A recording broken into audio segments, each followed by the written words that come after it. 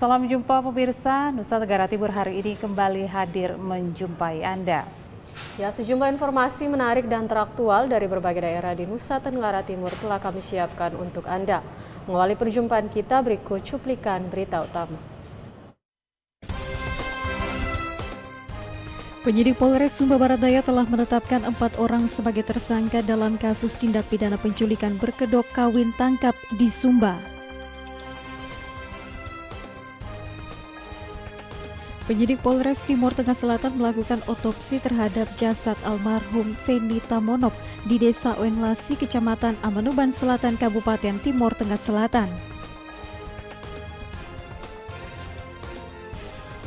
Pelajar di Kota Atambua menampilkan tarian pemersatu bangsa dalam pentas seni HUT Radio ke-78.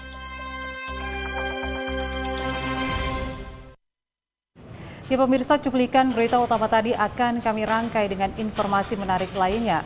Bersama saya Fenido. Dan saya Irene Tumeluk, inilah Nusa Tenggara Timur hari ini selengkapnya untuk Anda.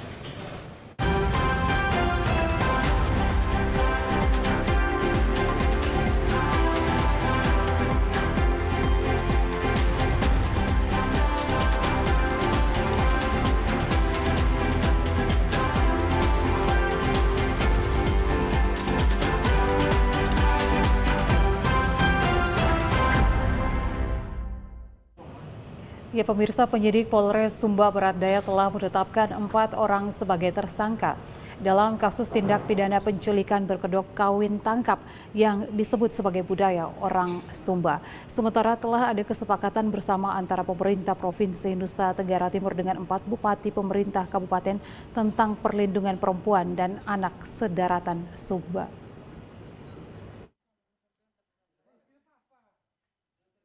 Kesepakatan bersama antara pemerintah Provinsi Nusa Tenggara Timur dengan Bupati Sedaratan Sumba menegaskan bahwa praktek kawin tangkap yang menjadikan perempuan dan anak sebagai korban adalah bukan budaya masyarakat Sumba dan penghapusan kawin tangkap yang dalam bahasa daerah disebut ya parambang, pelaingidi, male, gidi, mawini. Para bupati sepakat bahwa tindakan tersebut bukan budaya masyarakat Sumba yang bertentangan dengan hukum dan merampas kebebasan perempuan.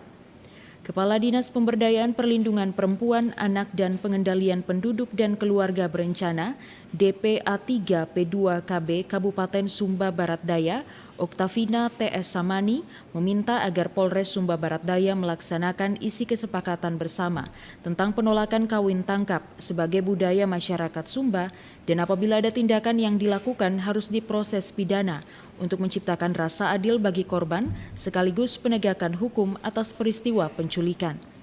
Oktavina T.S. Samani juga menegaskan agar para pelaku semua harus diberikan sanksi hukum untuk memberikan efek jera, termasuk menghukum ibu kandung korban yang menjadi otak dari perjodohan tersebut dengan dilakukan kawin tangkap berkedok budaya masyarakat Sumba.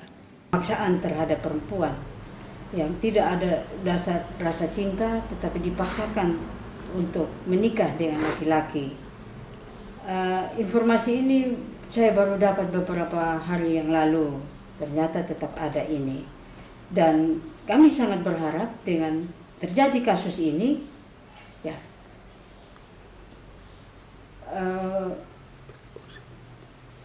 polisi tetap harus menindaki, harus melanjutkan, memberikan efek jera kepada pelaku, terutama yang juga mengotaki dari kasus ini.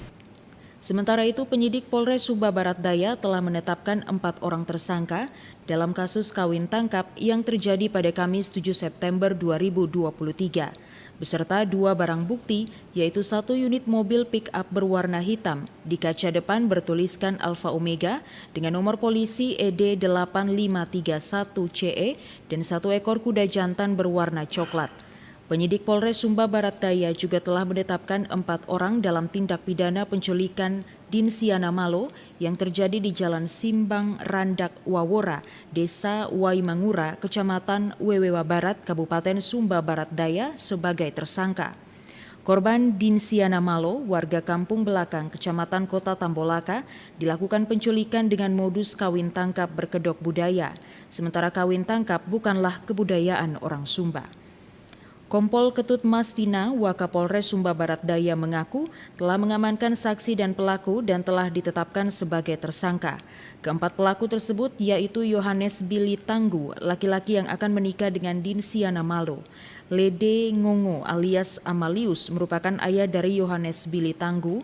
Lede Ngongo alias Amasili yang merupakan pihak yang bertindak sebagai juru bicara antara pihak laki-laki dan perempuan dalam kasus kawin tangkap. Dan keempat, Heribertus Tanggu, supir kendaraan pick-up Alfa Omega. Sementara Marta Ngongo, ibu kandung dari Dinsiana Malo yang menjadi otak dari perjodohan tersebut, masih berstatus sebagai saksi. Saksi lain yaitu Bapak Cynthia, om kandung dari Dinsiana Malo yang membawa Dinsiana Malo menggunakan kendaraan. Polres telah menetapkan tersangka sebanyak 4 orang, yaitu ibunya Margareta ditetapkan sebagai saksi dan masih didalami. Kemudian pamannya yang namanya Bapak Cynthia yang saat ini masih melarikan diri dan barang BB yang motor yang digunakan juga dibawa kabur. Kemudian pasal yang diterapkan dalam kasus ini yaitu penculikan, yaitu pasal 328 diuntuk pasal 33 KUHP dengan diuntukkan lagi dengan pasal 55 KUHP yaitu ayat 1 ke 1 KUHP dengan ancaman selama 12 tahun penjara. Wakapolres Sumba Barat Daya mengatakan pasal yang dikenakan kepada pelaku yaitu pasal 328 KUHP sub pasal 333 KUHP Jungto, pasal 55 ayat 1 KUHP dengan ancaman hukuman 12 tahun penjara. Dari Sumba Barat Daya, Freddy Ladi, TVRI NTT. Kita beralih ke Timor Tengah Selatan. Pemirsa, tindak lanjut laporan suami korban pasien meninggal di RSUD Soe Sabtu 9 September 2023 lalu, penyidik Polres Timor Tengah Selatan melakukan autopsi terhadap jasad almarhum Feni Tamonop di Desa Oenlasi, Kecamatan Amnatun Selatan, Kabupaten Timor Tengah Selatan pada Senin 11 September 2023. Terdapat 11 sampel DNA korban yang diambil untuk dikirim ke Rumah Sakit Forensik Sanglah Denpasar, Bali untuk diteliti.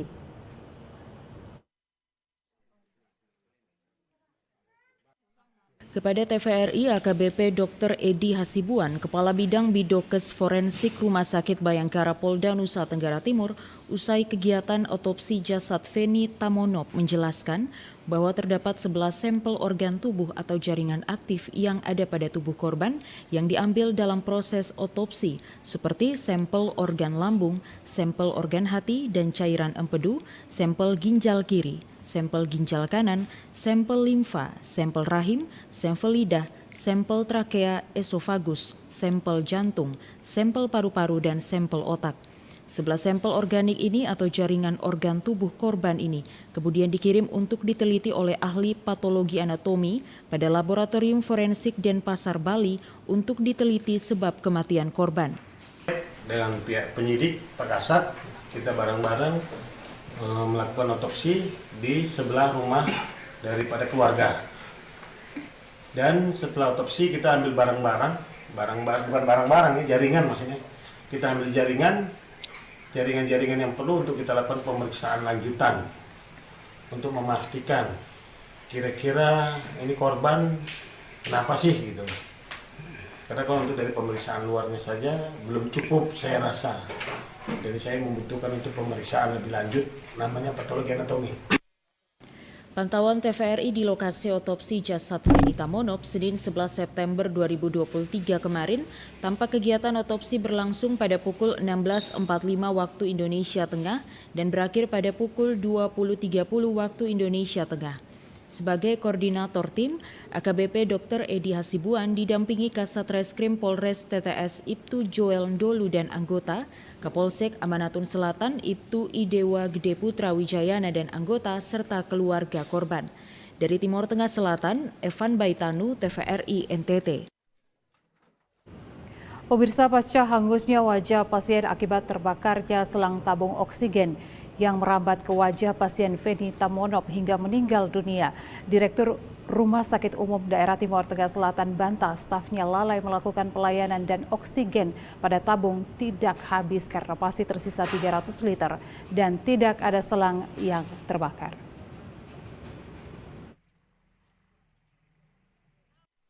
Menurut Dr. Erwin Leo, Direktur Rumah Sakit Umum Daerah SOE Timur Tengah Selatan menjelaskan bahwa 20 menit sebelum kejadian naas menimpa pasien almarhum Feni Tamonop, pihak keluarga telah melapor ke stafnya yang piket malam itu. Sementara menanti pergantian shift kerja, stafnya langsung menuju ke ruang mawar untuk mengecek apa benar laporan keluarga bahwa oksigen pada tabung sudah habis atau belum. Setelah petugas tiba, ternyata masker penutup wajah pasien sudah hangus dan disebabkan karena balon masker pecah. Sementara selang tabung oksigen tidak ada pada tabung oksigen. Petugas kemudian menemukan masker dan selang yang sudah hangus di bawah kolong tempat tidur pasien almarhum Feni Tamonop. Masker yang baru kemudian mau memasangkan kepada pasien, ternyata pasien sudah meninggal. Pertama, mau saya perjelaskan bahwa pertama bukan tabung oksigen yang terbakar, tetapi balon pada masker yang terbakar. Yang kedua, tabung oksigen yang dinyatakan habis ternyata masih terisi 300 liter. Dan saat ditemukan itulah kantong masker itu yang disebut dengan kantong NRBM itu yang terbakar, itu terletak di lantai. Tidak dilaporkan, tetapi ditemukan oleh petugas. Dr. Erwin menambahkan jika sampai saat ini pihaknya masih mendalami sumber api yang muncul tiba-tiba dari selang oksigen yang mengakibatkan hangusnya wajah pasien bersumber dari mana. Sementara untuk laporan polisi dari korban terkait peristiwa naas yang terjadi, pihaknya siap bertanggung jawab bersama stafnya. Dari Timur Tengah Selatan, Evan Baitanu, TVRI NTT. Kita beralih ke informasi. Buah mengalami penurunan harga, seperti yang terjadi pada komoditi cabai. Anjlok disebabkan panen yang berlimpah.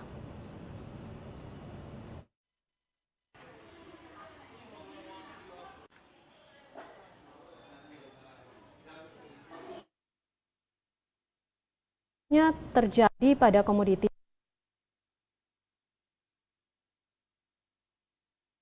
pedagang lapak pasar Atambua saat ini, harga cabai kecil yang sebelumnya per kilogram Rp40.000 kini turun hingga Rp10.000 per kilogramnya. Sementara harga cabai besar sebelumnya Rp40.000 kini turun Rp20.000 per kilogram. Anjloknya harga cabai disebabkan karena kini telah memasuki musim panen, sehingga sebagian hasil cabai pun dijual dengan harga murah. Hal ini dilakukan agar cabai yang dipanen tidak rusak. Selain itu, karena kelebihan stok cabai, hasil panen para petani pun tak laku terjual hingga ke kabupaten tetangga. Dengan terjadinya harga cabai yang anjlok ini, membuat sejumlah pembeli merasa diuntungkan karena bisa membeli cabai dengan harga yang murah, terutama dalam jumlah yang besar seperti untuk kebutuhan usaha kuliner. Harga cabai pun akan kembali normal, bahkan mengalami kenaikan harga.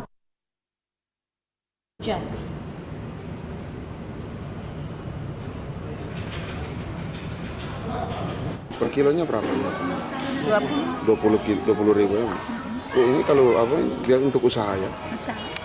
Oh, kalau sembako yang ini sekarang lagi naiknya apa Bu? Ibu rasa? Semua masih normal ya Bu? Oh. Makasih ya Bu. Semua normal, beras normal, gula normal, semua normal. Tidak, sekarang ini kakak mereka jual berapa? 20. Kalau sebelumnya biasa? Sebelumnya naik 50. Sekarang turun 20 ribu ya? Turun 30 ya?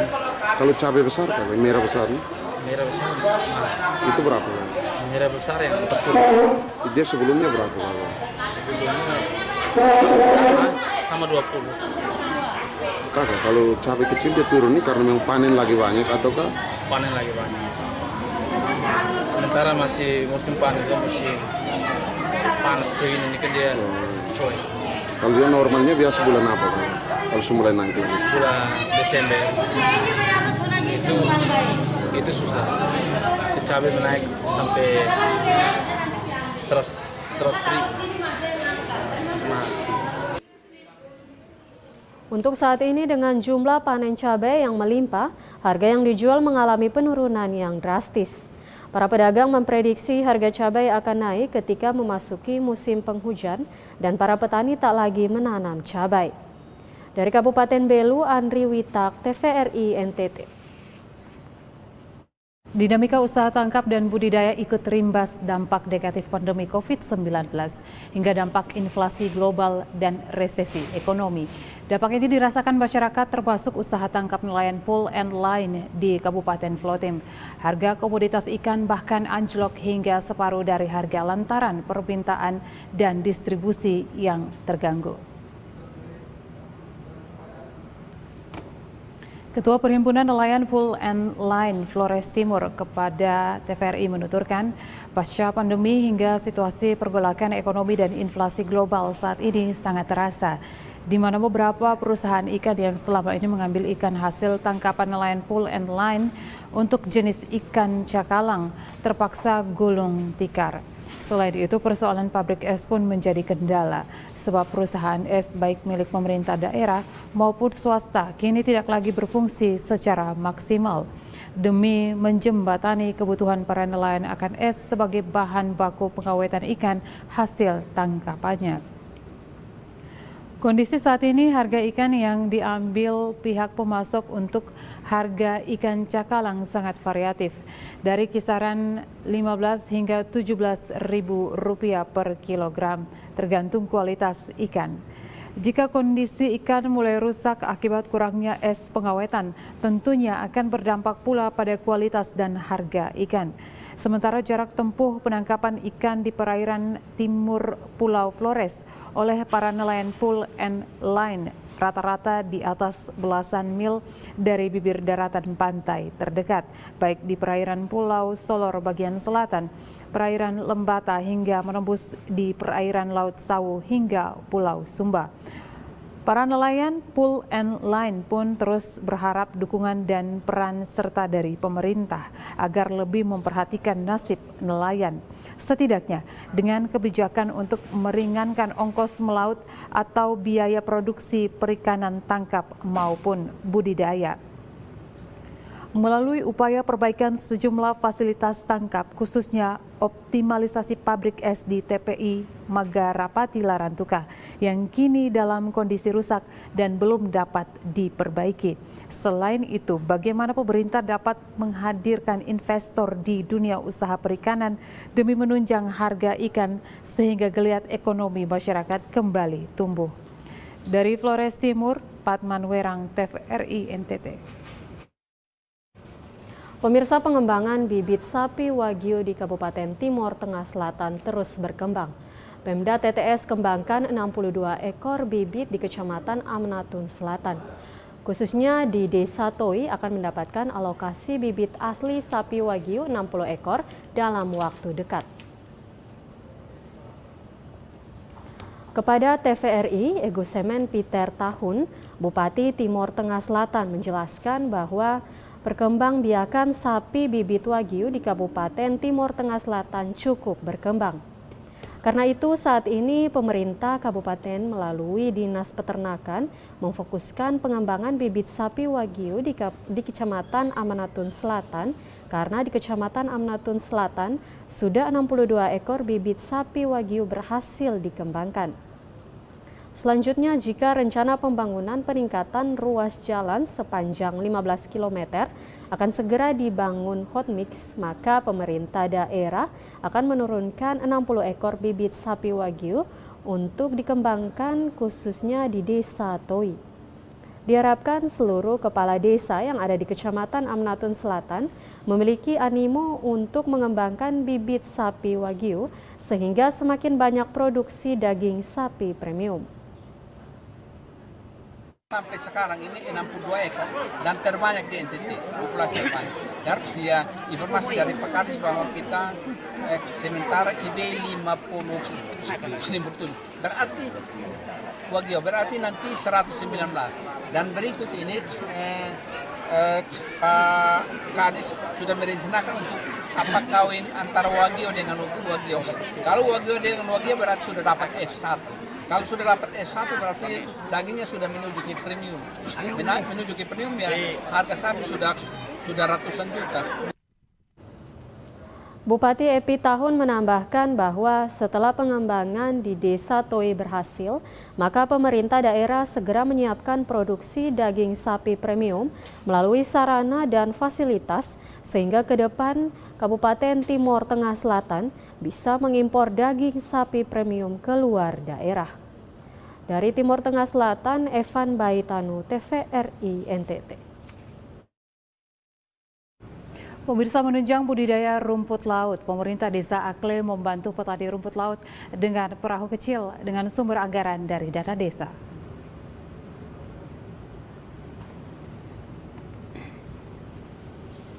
Inilah perahu kecil yang siap dibagikan kepada para petani rumput laut di Desa Akle, Kecamatan Semau Selatan. Perahu kecil yang dibantu oleh pemerintah Desa Akle ini berjumlah 31 buah dengan sumber anggaran adalah dari dana desa tahun 2023. Ke-31 perahu kecil tersebut diberikan bagi petani rumput laut untuk menunjang budidaya rumput laut. Kepala Desa Akle John Pelandoo mengatakan 98% warga Desa Akle merupakan petani rumput laut, di mana budidaya rumput laut biasanya dilakukan kurang lebih 1 mil jauh di tengah laut, sehingga para petani rumput laut sangat membutuhkan perahu kecil. Untuk itu, pemerintah desa melalui musyawarah desa bersama Badan Perwakilan Desa atau BPD menyepakati penyediaan perahu kecil bagi petani rumput laut, sehingga perahu tersebut dapat dimanfaatkan sebagai transportasi untuk mengangkut rumput laut ke tempat budidaya dan mengangkut rumput laut saat panen ke daratan. Total perahu yang disediakan oleh pemerintah Desa Akle bagi petani rumput laut sebanyak 31 unit dengan total anggaran yang disalurkan sebesar 217 juta yang bersumber dari dana desa. Ditambahkan, penganggaran untuk pengadaan perahu kecil ini merupakan bagian dari upaya pemberdayaan petani rumput laut oleh pemerintah Desa Akle, sehingga tujuan dari bantuan perahu ini selain untuk pemberdayaan petani rumput laut, juga bertujuan untuk meningkatkan ekonomi dan pendapatan para petani rumput laut sehingga menjadi sejahtera. Kenapa harus ada bantuan fiber ke petani rumput laut khususnya masyarakat? Karena kehidupan masyarakat Desa Akle ini, khususnya di Desa Akle juga, itu rata-rata 95% masyarakat Desa Akle itu menjadi petani rumput laut. Makanya kita harus memfasilitasi alat fasilitas untuk bisa membantu mendukung untuk bisa meningkatkan ekonomi yang ada. Karena ekonomi khususnya di Desa Akle itu rata-rata di rumput laut.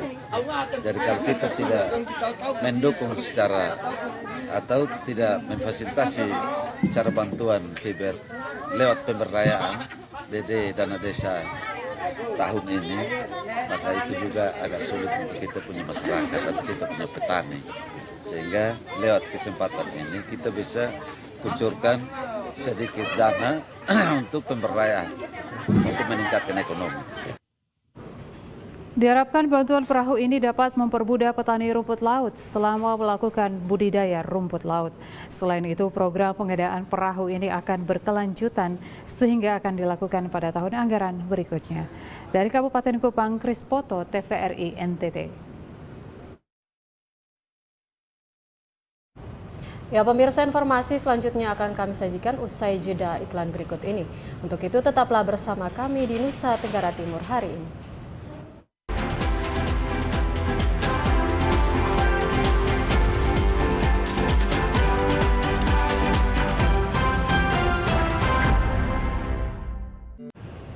Terima kasih Anda masih bersama kami. Ya, pemirsa, kita ikuti informasi selanjutnya. Dampak kemarau mulai dirasakan warga di Kabupaten Flores Timur. Salah satunya adalah warga di Desa Balaweling 1, Kecamatan Solor Barat, di mana kini mulai kesulitan mendapatkan air bersih sejak sebulan terakhir. Beginilah aktivitas keseharian warga di Desa Balaweling, Solor. Sumur menjadi sumber kebutuhan air minum, mandi, dan mencuci, sehingga warga rela antri untuk mendapatkan pasokan air bersih dari sumber mata air sumur bor yang diadakan oleh pemerintah desa setempat yang dibiayai melalui anggaran dana desa sejak beberapa tahun terakhir. Menurut warga di desa ini, ketika memasuki puncak musim kemarau, persoalan klasik yang dihadapi warga adalah kesulitan mendapatkan pasokan air bersih yang layak untuk dikonsumsi. Sebelum ada program pengadaan sumur bor desa, untuk mendapatkan air bersih, warga desa harus berjalan kaki hingga 1 kilometer untuk tiba ke sumur yang digali warga di pinggiran pantai dengan medan jangkauan yang cukup terjal. Selain mendapatkan air bersih sumur tanah, warga pun terpaksa harus membelinya dari mobil penjual air keliling dengan harga yang relatif mahal, yang dijual dengan kisaran Rp10.000 hingga Rp15.000 per drum.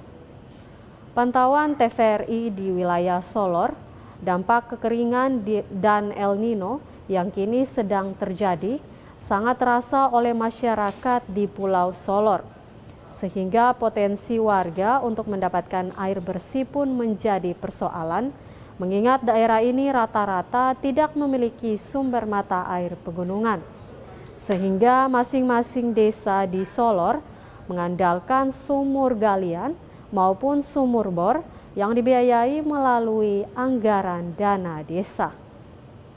Dari Flores Timur, Patman Werang, TVRI NTT. Pemirsa, setelah mengalami pasang surut pembahasan rencana anggaran untuk pelaksanaan pemilihan gubernur dan wakil gubernur pada Pilkada 2024 mendatang, akhirnya pemerintah Provinsi Nusa Tenggara Timur dan KPU NTT menyepakati dana anggaran Pilgub sebesar Rp341 miliar lebih.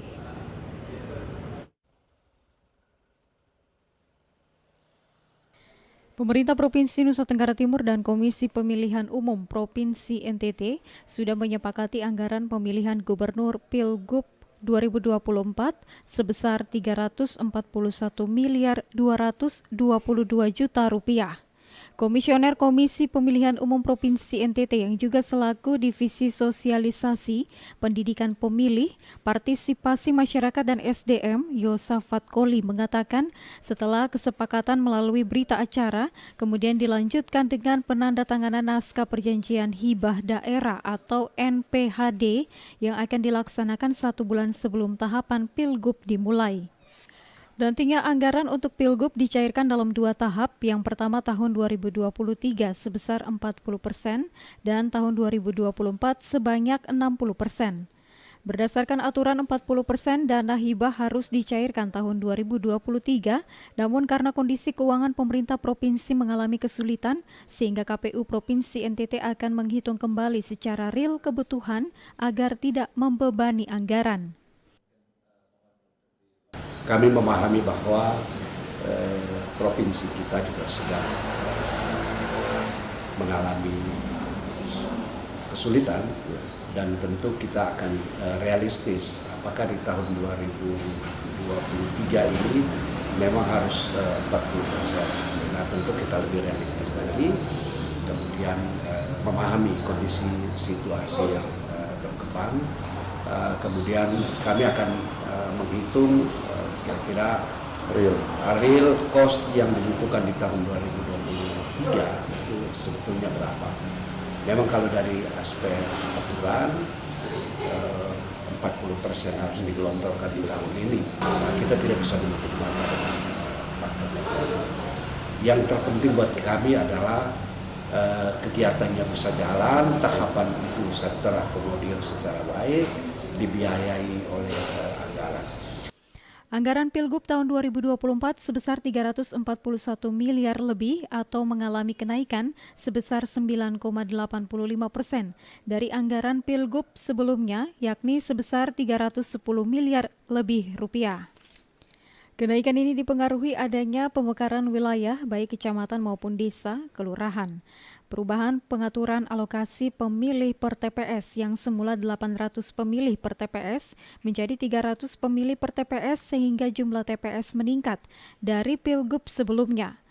Pemekaran wilayah dan peningkatan jumlah TPS ini berdampak pada bertambahnya jumlah badan ad hoc baik PPK, PPS, PPDP maupun KPPS. Dari Kota Kupang, Angel Ratu Daniel Nama, TVRI NTT. Pemirsa, pemilih pemula diprediksi akan mendominasi pemilu 2024 mendatang.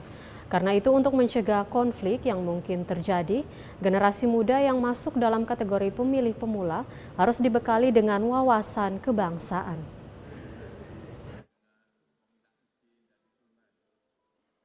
Melalui silaturahmi dalam rangka komunikasi sosial dengan komponen masyarakat, Komandan Korem 161 Wirasakti Kupang mengajak seluruh masyarakat Nusa Tenggara Timur untuk tetap menjaga keamanan dan ketertiban menjelang pelaksanaan pemilu 2024 mendatang.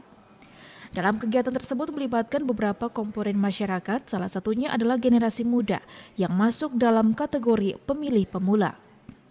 Berdasarkan data yang dirilis Komisi Pemilihan Umum, jumlah pemilih muda dan pemilih pemula dengan rentan usia 17 sampai 40 tahun mencapai 60%. Komandan Korem 161 Wirasakti, Brigjen TNI Febriel Buyung Sikumbang mengatakan, Korem 161 Wirasakti Kupang secara rutin telah melakukan sosialisasi di perguruan tinggi maupun di sekolah-sekolah di Kota Kupang mengenai kebangsaan dan bela negara.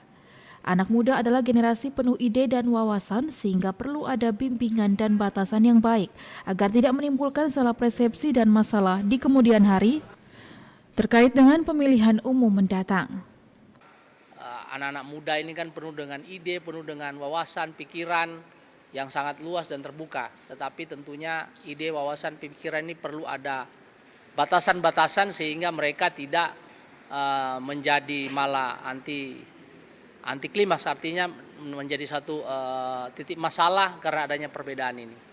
Dan saya berterima kasih juga dari pihak perguruan tinggi, SMA ini melalui kegiatan hal tersebut kita bisa ikut menyampaikan hal tersebut.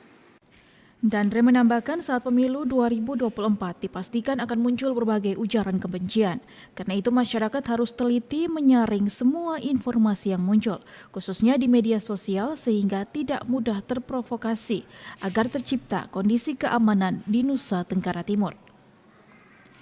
Debbie Swek, Adi Matarato, TVRI NTT. Pemirsa, memasuki usia yang ke-78, Lembaga Penyiaran Radio Republik Indonesia siap bertransformasi menjadi media dengan multi-platform untuk Indonesia maju, sehingga dapat dijangkau oleh seluruh lapisan masyarakat. Selain itu, di usia yang ke-78, RRI siap mengawal pelaksanaan pemilu 2024.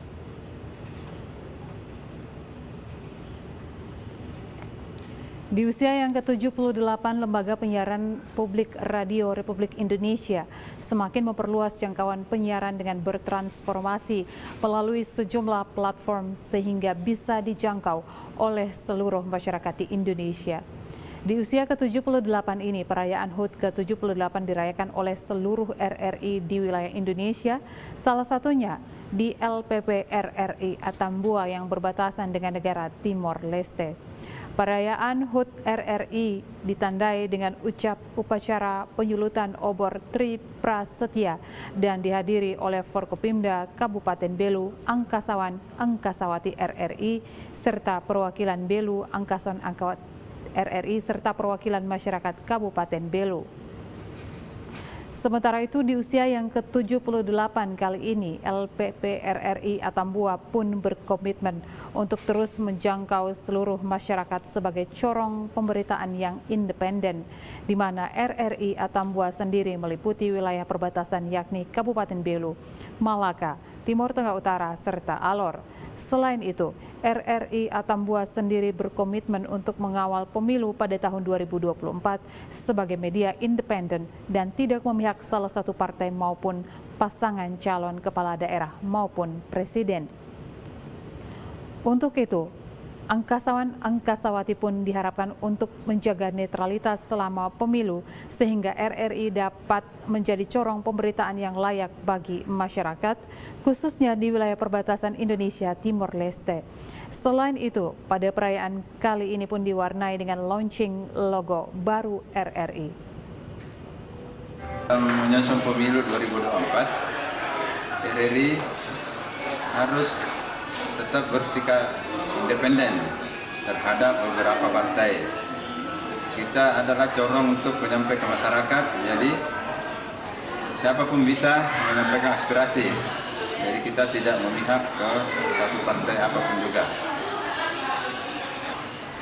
Untuk karyawan-karyawati RRI Tambua, saya mohon tetap menjaga komitmen sebagaimana visi dan misi kita lembaga independen, tidak memihak ke satu apapun untuk di mata pemerintah, karena kita adalah pemersatu antara masyarakat dan pemerintah. Di bawah tema transformasi multi-platform untuk Indonesia Maju, RRI dapat menjadi media yang bisa dijangkau oleh seluruh masyarakat lewat berbagai macam siaran publik yang layak untuk dikonsumsi.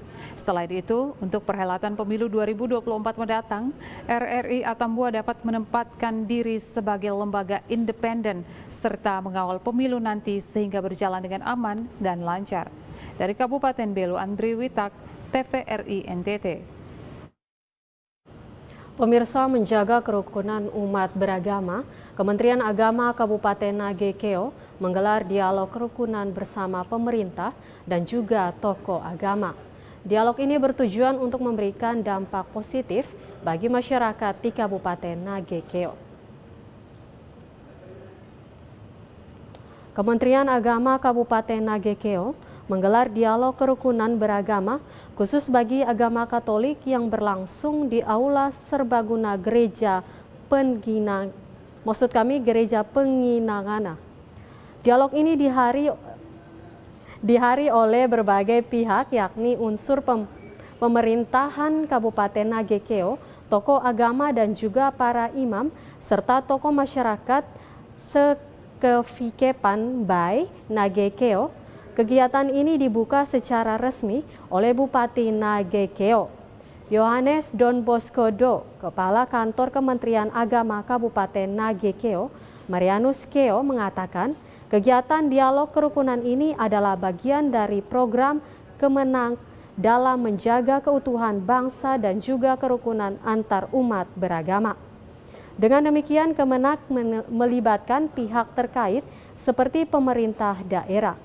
Dalam dialog akan dibahas berbagai isu penting, antara lain aspek rohani dan juga aspek jasmani.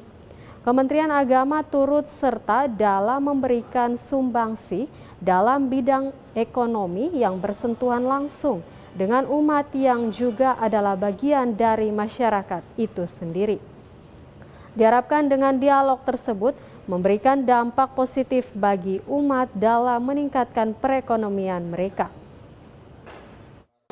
Kegiatan kerukunan ini kita arahkan juga untuk supaya kita sama-sama membangun kesadaran seluruh elemen gereja yang ada di pemerintah untuk ikut terlibat di dalam membiayai kegiatan-kegiatan yang notabene di dalamnya umat dan masyarakat, umat Katolik dan masyarakat Katolik, sehingga itu bisa berjalan moderat, masyarakat yang moderat, sehingga dengan demikian dialog-dialog seperti ini juga dalam hubungan dengan membangun perekonomian dan sebagainya tentu saja akan membawa dampak kepada kerukunan dan harmoni bersama.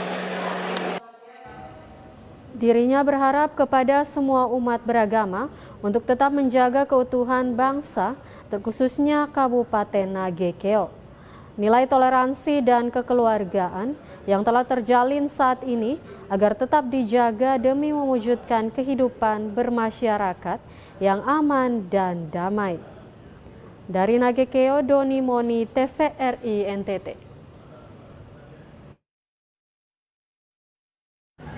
Pemirsa, tetaplah bersama kami. Nusa Tenggara Timur hari ini akan kembali sesaat lagi usai jeda berikut.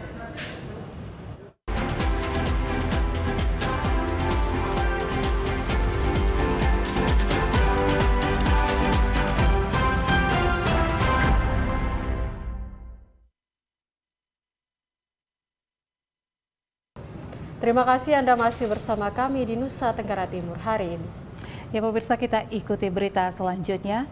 PT Pelindo Indonesia paparkan sejumlah inovasi yang ada setelah merger, di antaranya Planning and Control Room untuk memantau aktivitas lapangan bongkar muat peti kemas, serta Satuan Kerja Nasional Pencegahan Korupsi lintas sektoral untuk memaksimalkan pelayanan.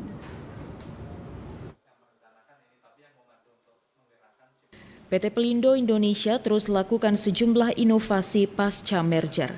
Berbagai inovasi dilakukan untuk memaksimalkan pelayanan yang diberikan serta meningkatkan kualitas kinerja PT Pelindo Indonesia. Planning and Control Room atau PNC yang terletak di kantor Pelindo Kupang, salah satu wujud inovasi yang ada. Melalui Planning and Control Room, berbagai kegiatan di lapangan untuk bongkar muat peti kemas diharapkan lebih optimal dan mengurangi kecelakaan kerja. Standarisasi sistem dan standarisasi kinerja operasional ini untuk mendukung pelayanan PT Pelindo Kupang. Terminal Head Peti Kemas Pelindo Kupang, Zanuar Eka Wijaya mengatakan perubahan setelah merger ini signifikan dengan adanya Planning and Control Room serta Satuan Kerja Nasional Pencegahan Korupsi lintas sektoral. Kami setelah merger ada beberapa perubahan, salah satunya yaitu standarisasi sistem maupun standarisasi kinerja operasional. Salah satunya adalah di PNC ini atau Planning and Control. Yang dulu itu tidak ada planning and control, pada saat kegiatan operasional teman-teman tuh mengikuti kegiatan operasional yang dikendalikan oleh operator alat. Misalkan posisi kontainernya di posisi blok mana, misalnya blok A, terus slot berapa, slot misalkan 5 sama 7, terus habis itu tier berapa, itu masih banyak kan masih mencari kontainer saat itu, dan orangnya itu pada saat mencari kontainer belum tentu saat itu ditemukan, tetapi setelah merger kami ada perubahan yang sangat signifikan. Salah satunya adalah memang tadi yang kami sampaikan di awal, bahwa inovasi yang pertama adalah kita standarisasi baik itu sistemnya maupun kinerja operasional yang di PNC, yaitu merubah yang mindset yang sebelumnya kinerja operasional itu dikendalikan di lapangan hanya teman-teman operasional, tetapi nanti ditarik di ruang PNC ini. Zanuar Eka Wijaya berharap Pelindo Kupang serta seluruh pekerja dapat ikut mendukung inovasi yang ada, sehingga kedepannya pelayanan Pelindo Indonesia mendapatkan kesan yang baik dari masyarakat. Esther Siubelan, Kristo Dapo, TVRI NTT. Pemirsa, peduli dengan anak dari 3 desa di Kecamatan Semau Selatan yang sulit mengakses beberapa SMP di Kecamatan Semau dan Semau Selatan, maka warga bersama pemerintah desa dan pemerintah kecamatan menginisiasi pembangunan SMP Negeri 3 Semau.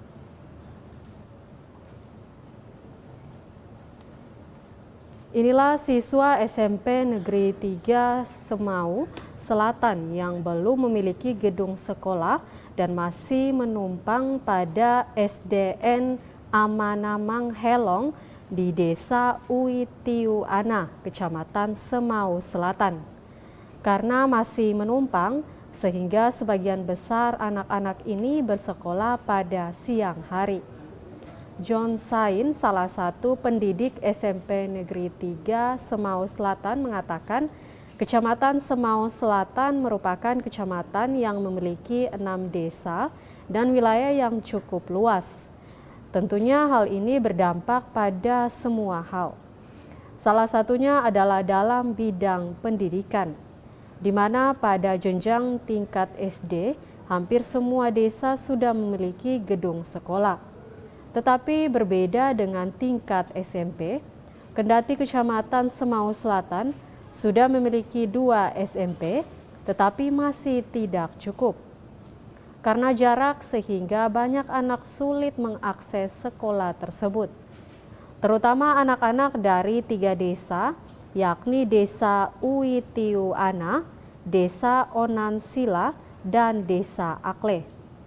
Melihat kondisi tersebut, maka warga bersama pemerintah desa dan pemerintah Kecamatan Semau Selatan menginisiasi pembangunan SMPN 3 Semau.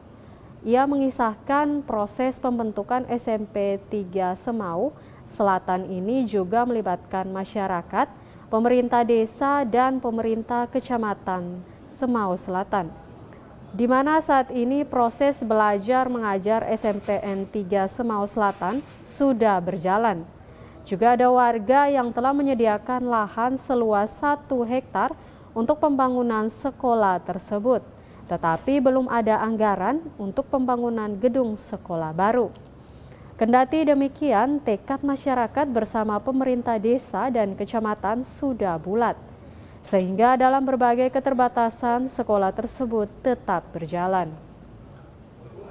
Dengan kondisi wilayah anak-anak di 2 desa khususnya 2 desa Unansila dan desa Tuana ini sekolah di SMP Negeri 1 Semau Selatan, itu jaraknya kurang lebih 9 km, itu untuk dari desa Tuana ke sana 9 km, tapi kalau desa Unansila itu kurang lebih 18 km. Itu mereka ada yang menggunakan kendaraan roda 2, tapi ada yang berjalan kaki. Kemudian kalau cuaca musim hujan gitu, ada titik jalan yang tidak bisa dilewati. Itu karena kali belum dikerjakan juga, sehingga musim hujan banyak anak yang pulang bolos sekolah. Karena itu kemudian ada anak yang sudah sampai sekolah tapi mau pulang itu tidak bisa. Mereka diharapkan berbagai inisiasi yang telah dibangun untuk pembangunan SMPN 3 ini bisa menjadi perhatian pemerintah Kabupaten Kupang agar bisa membantu untuk mendirikan gedung sekolah yang permanen. Dari Kabupaten Kupang, Krispoto, TVRI NTT. Sejumlah pelajar menampilkan tarian pemersatu bangsa dalam pementasan seni yang digelar saat HUT Radio Republik Indonesia ke-78.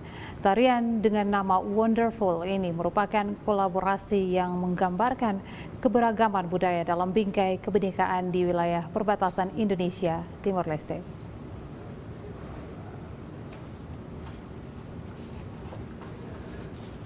Beginilah penampilan sejumlah pelajar yang tergabung dalam sanggar seni di Kota Tambua saat mementaskan tarian Wonderful pada peringatan Hari Radio ke-78. Tarian yang dibawakan oleh para pelajar ini merupakan kolaborasi dari beberapa tarian di seluruh Indonesia, seperti Aceh, Kalimantan, Sulawesi, dan Nusa Tenggara Timur yang dikemas dalam satu jenis tarian. Selain itu, tarian yang dibawakan ini juga memberikan gambaran kepada seluruh penonton akan keberagaman dan kekayaan budaya yang dimiliki Indonesia. Para pelajar yang membawakan tarian ini pun menyatakan, sebagai generasi muda bangsa, bangga membawakan tarian ini dan memperkenalkan budaya dari luar Kabupaten Belu untuk dikenal oleh masyarakat lewat tarian Wonderful ini.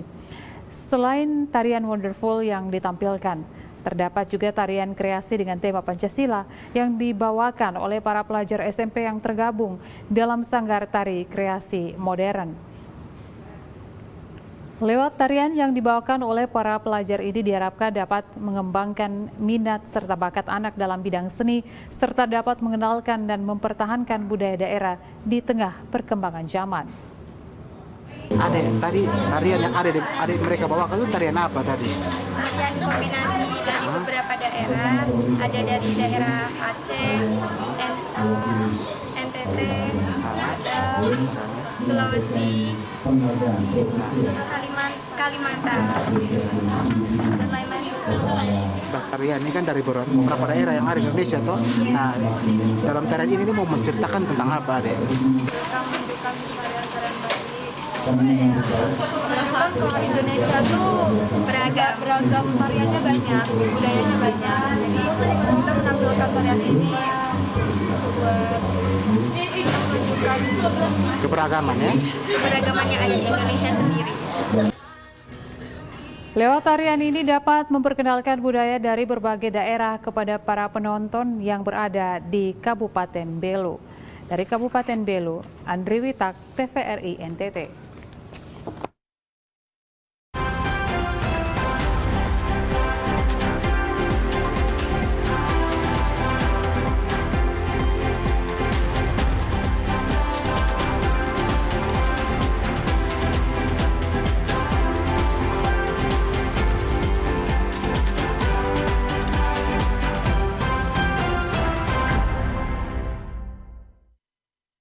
Ya pemirsa, informasi tadi sekaligus mengakhiri perjumpaan kita hari ini.